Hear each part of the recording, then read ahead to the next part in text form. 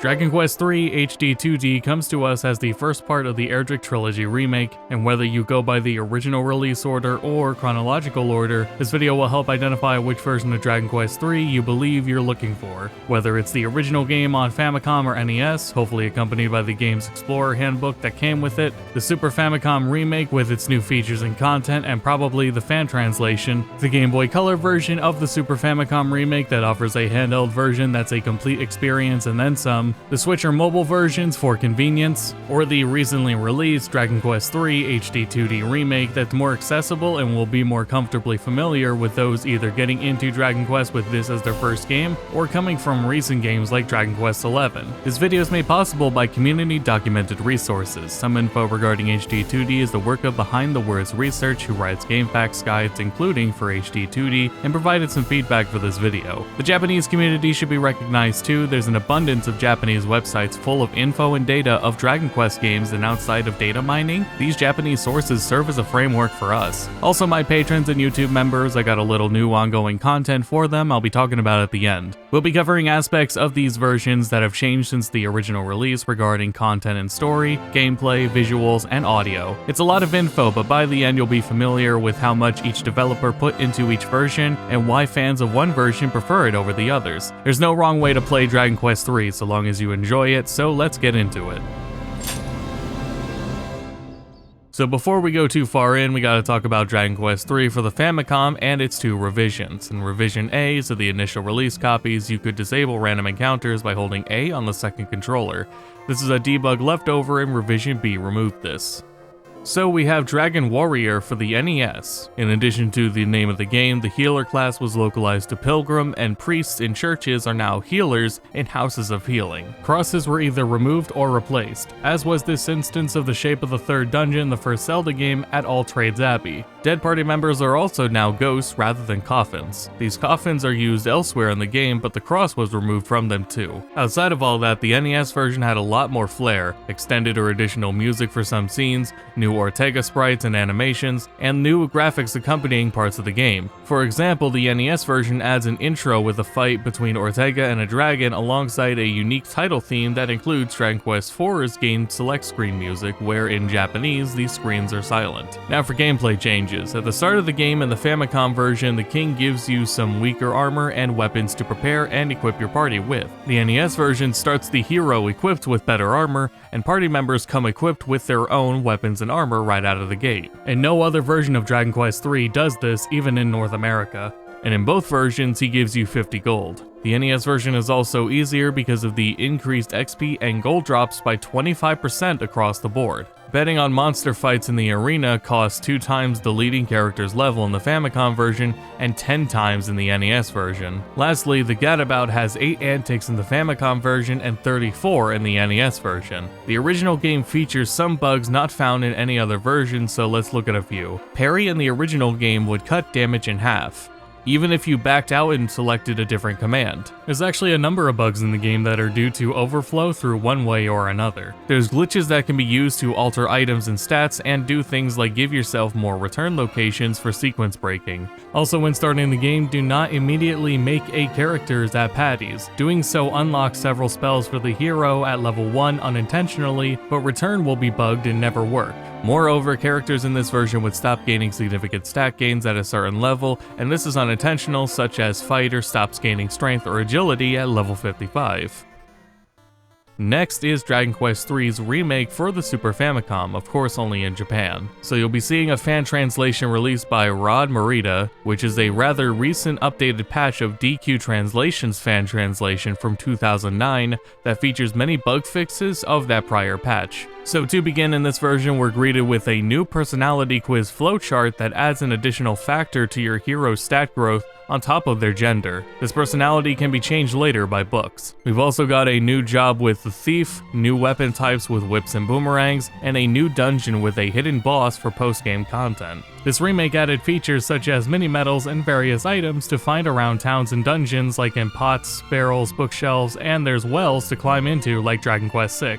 You can also now play Pachisi, which is a board game minigame offering prizes like money, weapons, seeds, accessories, and armor. There's several boards across multiple locations, and it can be a nice way of getting a hold of some items you couldn't get multiple of before. So yeah, the Super Famicom remake of Dragon Quest III uses Dragon Quest VI's engine to utilize its visual quality and command system, though the tactics were not backported to your party. What we do have though is Dragon Quest VI's conversation recall system utilized by the Y button, and subsequently the hero learns spells at different levels. We'll find that many items, weapons and armor stats, spells, enemy stats, attacks, and drops, and shop inventories saw changes in one way or another all across the board, so let's cover what we can. Picking female at the start of the game influenced your stats, but before it didn't change your sprite or change any dialogue in the game, but those things do now change in the remake. When you recruit new characters, you'll now be prompted to assign stat seeds to them or have them assigned for you. The Gadabout and Merchant now have MP growth due to having spells now. In addition to a ton of new antics with new side effects, the Gadabout is able to whistle to spawn an enemy encounter. Merchants receive 2 spells, Digging and Yell Help.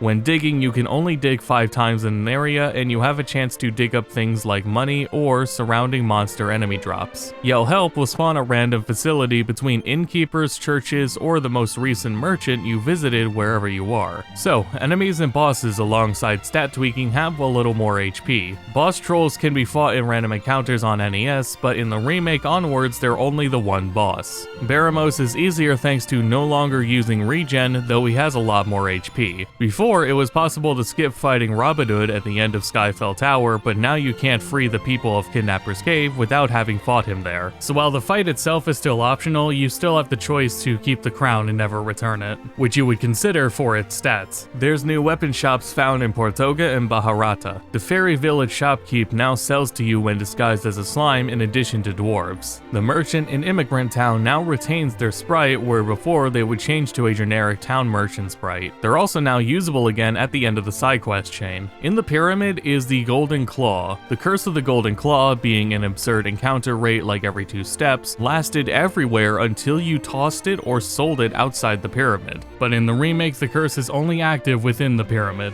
And now let's go over quality of life changes. Attacks now automatically retarget if their target was defeated, you move much faster, you can quick heal from the menu now, characters' names can be changed, items can be bought in bulk, and there's more shortcut buttons like X or the L button are shortcuts for search and talking. Also, when you get the map, you'll press R to look at it. Another carryover from Dragon Quest VI is the on-hand bag you now have, so you don't need to rely on the vault at home anymore. Subsequently, the vault doesn't hold items anymore, only gold to be saved from being lost on game overs. Visually and graphically, battles now feature backdrops and fantastic monster animations for their attacks. There's new music for new areas, cutscenes, and item jingles now. Towns at night have different music now as well. More familiar music is also featured in certain locations in the later game, but let's take a listen to some examples.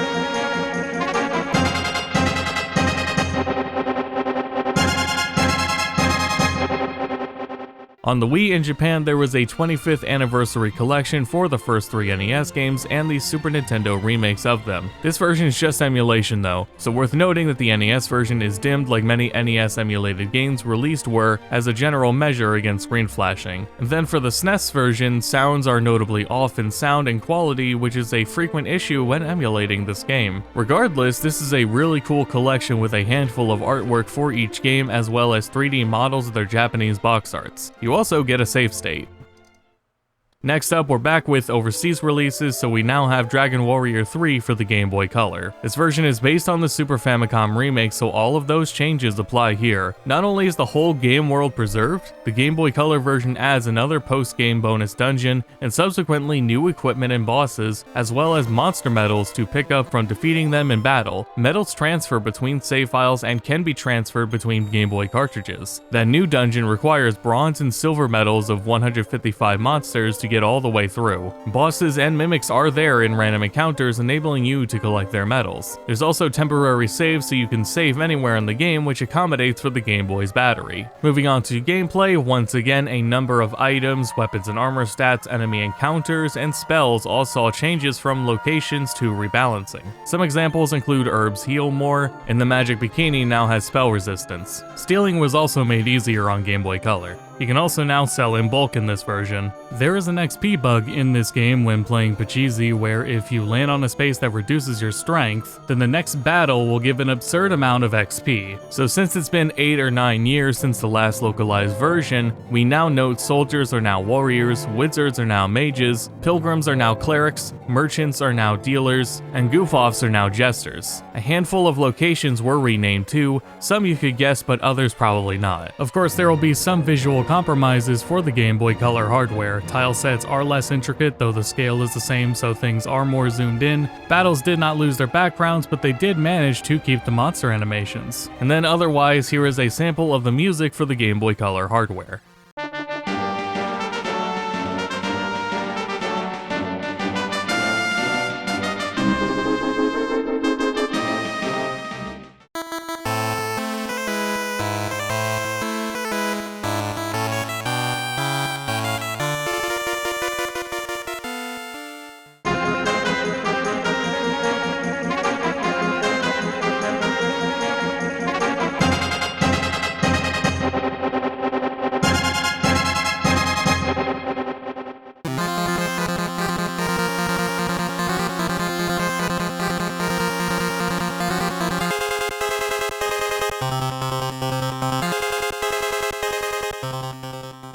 Now next up is the mobile version of Dragon Quest III. This version is found on Android, iOS, and Switch, but it's also on mobile, 3DS, and PS4 in Japan. Now this version has fundamental differences between the mobile and console versions of it, so let's cover those differences first. The phone version is a portrait mode game with pixel sprites. 3DS sprites are different but fine on the 3DS screen, though there is no 3D support for this version. On PS4 and Switch, the game's sprites are redrawn over, yet the backgrounds remain the same. And the mobile versions have no controller support and are entirely dependent on touch controls. Now let's compare them to the prior versions. We've got a new localization with more consistency with the lexicon and approach of modern Dragon Quest with as many alliterations and puns as possible. Notably, this also features a different dialect for certain locations in the game. Modern Dragon Quest also features tridents over crosses, and Christianity references are now about the goddess or Holy Mother. Pachisi alongside the Game Boy Color's bonus dungeons and subsequently monster medals are not in this version. Note that this version wasn't originally made for Android or iOS, it was made for weaker mobile hardware, so drawbacks were expected.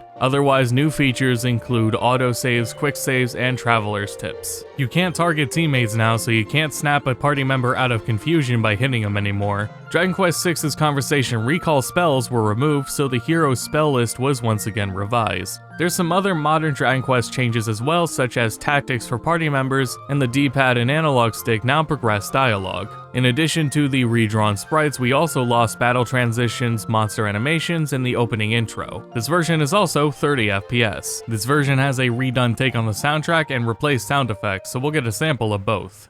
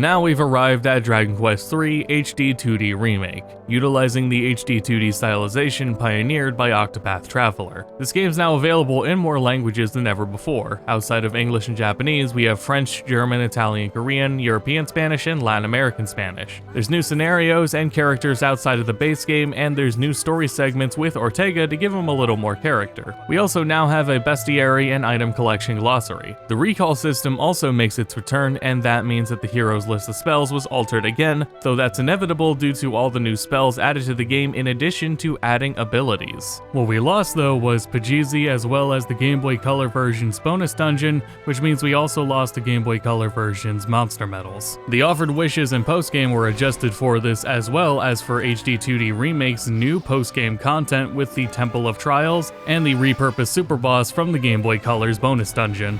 Otherwise, we got a handful of other features. You can speed up battles now from normal to ultra fast, though normal is really slow, slower than the original games even. Faster is a more appropriate speed option, but at this point it actually affects animation speeds too, and not just the space between actions, so you gotta live with the animations being sped up.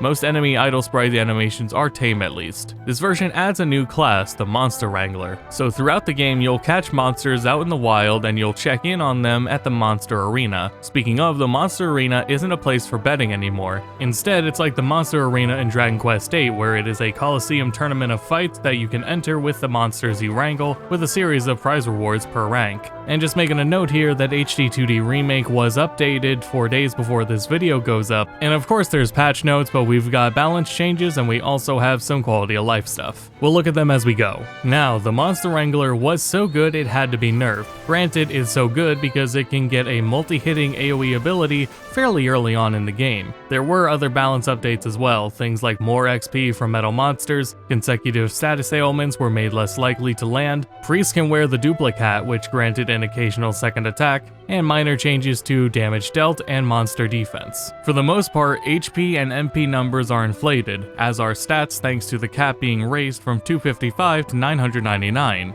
Before, agility was for defense and turn order. The resilience stat determined HP growth. In HD 2D, agility is turn order, resilience is defense, and stamina is HP growth. Wisdom still influences MP growth and now influences spell damage. Lastly, luck before was just for status effect resistance, but now it impacts crit rate and influences physical damage. Moreover, like before, when you change somebody's class, their stats are cut in half. However, in HD 2D, any stats added on from seeds are retained, so there's no loss from using them earlier. And now a note on stat growth. Before, a party member's current stats influence stat growth when leveling up to essentially keep their stats in line with whatever level they are. So when your stats get cut in half when you switch classes, you'll have to gain several levels before certain stats per class are allowed to go up again. In HD 2D, stat growth isn't influenced by your current stats anymore, and the XP required per level is also lower than before. It also means HP seeds are safer to use as they won't deny yourself HP gains later anymore. While male and female and a few personalities were renamed, there were no changes to gameplay in regards to stat influence, nor exclusive personalities and dialogue for the hero and heroine.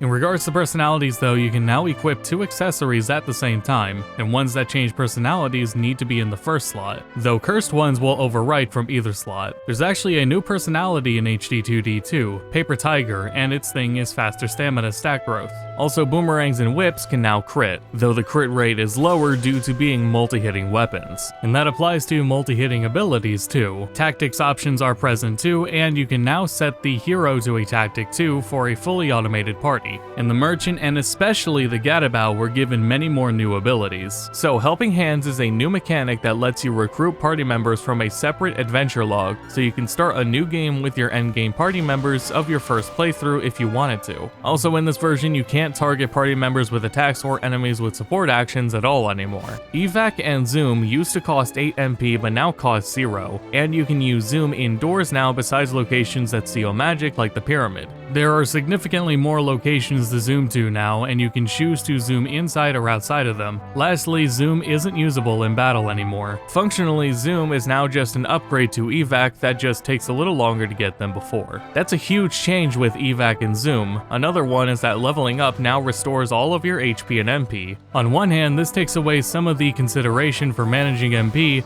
though these changes do enable you to stock up on magic waters and prayer rings for use in late game or post game. On that note, there's now difficulty options. Dragon is standard. On Draki, it's actually impossible to die in fights. Meanwhile, Draconian reduces gold and XP, and it buffs some enemy stats. And as of the update, bosses on Draconian have higher resistance to status ailments. There's new monsters as well as new boss monsters found in both the post-game and main game. Some are coming in with new spells, abilities, or challenges not previously in Dragon Quest III. Some prior monsters also have new spells or abilities as well. Steel now rolls at the start of battle for every monster rather than for one at the end of battle. Since maps are larger, the encounter rates are lowered, and metal slimes can now be found in larger groups than before. Before, if a monster resisted a type of attack, it had a chance to just be outright negated, so it deals 0 damage. HD 2D Remake works how you would expect, and more like modern Dragon Quest, where it's just a percentage reduction in damage. And likewise, monsters now have weaknesses. Resistances are also now indicated by the color of damage numbers too. Colors of numbers can also tell you when you land a crit, and colors of the monster names tell you how low on HP they're getting. Damage tiles do 1 point of damage rather than 2, and when party members get blown away, they come right back after battle instead of needing to be picked up at patties again. The time of day now advances when you're out in the field, even if you're not moving now. Also, we now have sunrise and sunset times, which you can choose to wake up at any of the times of day from an inn. The functional purpose for these new times of day is really for certain monsters that can be wrangled at certain times. You now save at churches instead of monarchs. When you load saves, you're not greeted with being told how much XP everyone needs anymore either. For that, you can ask the priest to tell you. There's also a discount on reviving party members at churches depending on how many party members are currently defeated. The priest in Aliahan was moved outside close by to where you'll zoom into town from, so she'll be more convenient to manually quickly save at. Not only do you now start with the world map, there's local maps for each location and for every floor of a dungeon. You've got an optional mini-map now too. From the maps, we'll notice you'll have info on your next objective at all times, as well as optional markers on where to go to progress the game. It's nice that it's optional because this still allows you to take advantage and utilize the recall system mechanics, so you can still rely on those for getting around the world and knowing where to go. Locations now indicate which points of interest are at them, and you can filter locations by type. You'll find sparkling item spots all over the world map now with multiple items found at them, as well as changed or added equipment, loot, mini medals, and item spots all over the game.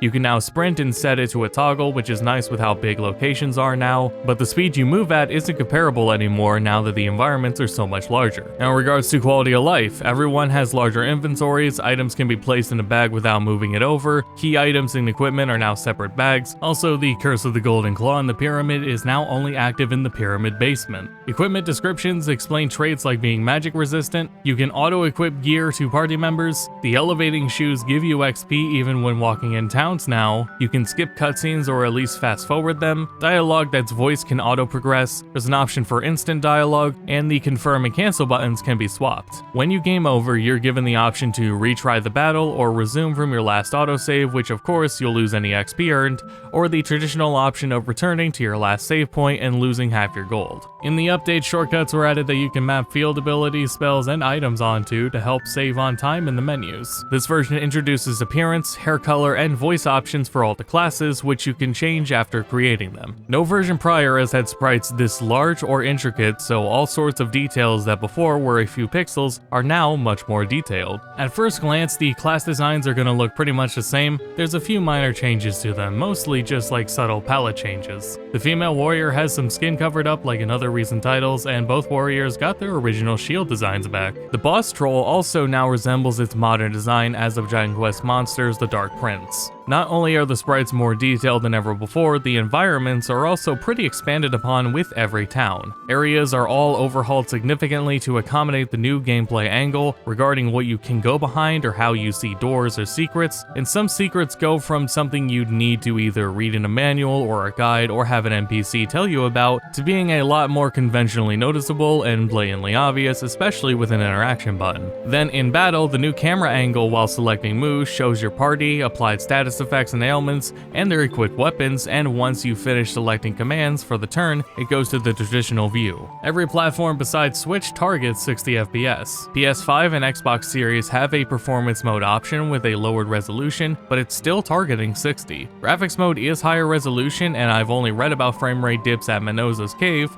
but that's about it. The Switch version aims for up to 30 FPS with dips in busy places, and docked is 812p, and on handheld is around 500p. After trying the other versions, I also think the Switch version's load times stick out, though they're not terrible. Maybe they'll be better next week on Switch 2. On PC, we've got a 16:9 aspect ratio and a 60 FPS cap. Frame pacing is fine, a dip or stutter can happen, though it's pretty rare. We now have a fully orchestrated take on the soundtrack, so let's take a listen.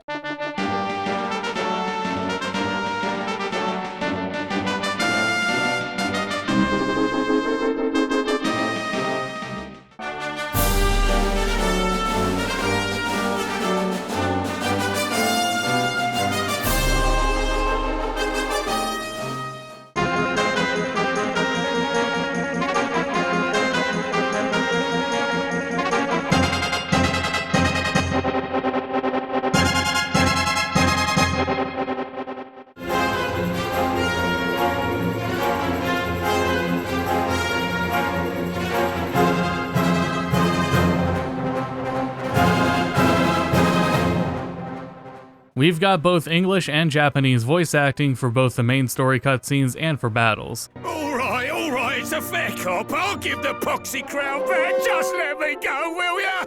I'll turn my life around. I'll go straight, I promise. Just let me go, please. マイタ、金の冠を返すから許してくれよ。そんなこと言わずにさ、許してくれよ。There's multiple options for party members, but the hero and heroine have their own voice. If you're not a fan of the voice acting, you can turn the volume to 0 and it'll be replaced with the traditional blips. So among all the versions we've talked about, HD 2D Remake, especially if you plan to keep up with the new Remake trilogy, will be the most accessible in both terms of gameplay and in availability on platforms. It'll mechanically be more familiar if you've played recent Dragon Quest or modern JRPGs in general as well. The old versions you can of course still go back to, in keeping in mind that you're missing out on some modern luxuries, but Dragon Quest is unique in terms of sticking to traditional design, so there's plenty that'll feel familiar in the older games anyway. And while I'm a big fan of modern Dragon Quest's unique localization approach, if it puts you off, you'll find drier approaches on Game Boy Color or older. There's the consideration for the amount of content too, and I will say HD 2D Remake takes such a different visual direction, it doesn't really date the Super Famicom visuals either, and so I think both versions can really coexist. Now, for patrons and YouTube members, I'm going to start a series of video diaries, I think every 2 weeks, where I'm going to share interesting info and tidbits I found during my research for my videos, but they're not necessarily relevant to the port changes or reviews themselves, so it's all info that's not necessarily in the port reviews. I'll also use this series to talk about my equipment setups with how I have all my analog consoles set up and things like that. So an example subject would be talking about the really absurdly elaborate mechanics of Baten Kaitos 1's camera, or sharing developer stories that stood out to me from the Final Fantasy Ultimanias. In the one I'm uploading today on Patreon, I'm sharing an interview about Final Fantasy XII International Zodiac Job System when it was releasing in Japan on PS2, and how early they were working on it. And that's all I got for now. I will be back with Tales of Graces in the next port review, and until then, thanks for watching.